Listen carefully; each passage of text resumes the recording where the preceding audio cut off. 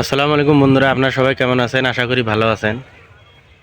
আমাদের সমাজে এখনো কিছু মানুষ আছে, দেখবেন তাদের বাবা মা বেঁচে আছে কিন্তু তাদের কিন্তু খোঁজ খবর রাখে না।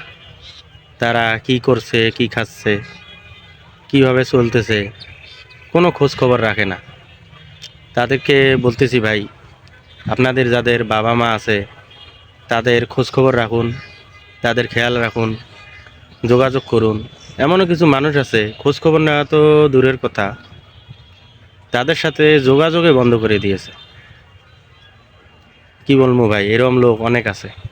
তাই বলতেছি ভাই, আপনারা আপনাদের বাবা মা বেঁচে থাকতে তাদের খোঁজ খবর রাখুন। তারা কি খাচ্ছে, কি না খাচ্ছে, খোঁজ খবর নেন, তারা কিভাবে চলতেছে। কারণ এই দুনিয়াতে বাবা মা বেঁচে থাকতে তারা কিন্তু আপনার কখনো খারাপ চাবে না, সব সময় চাবে আপনি ভালো থাকুন, সুন্দর থাকুন।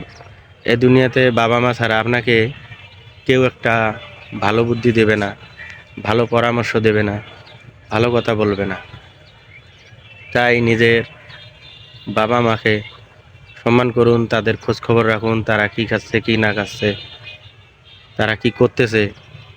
একটা কথা মনে রাখবেন, তারা কিন্তু আপনাকে, বাবা মা যেমনই হোক, তারা কিন্তু আপনাকে কোলে পিঠে করে মানুষ করছে। তারা খেয়ে না খেয়ে আপনাকে মানুষ করেছে।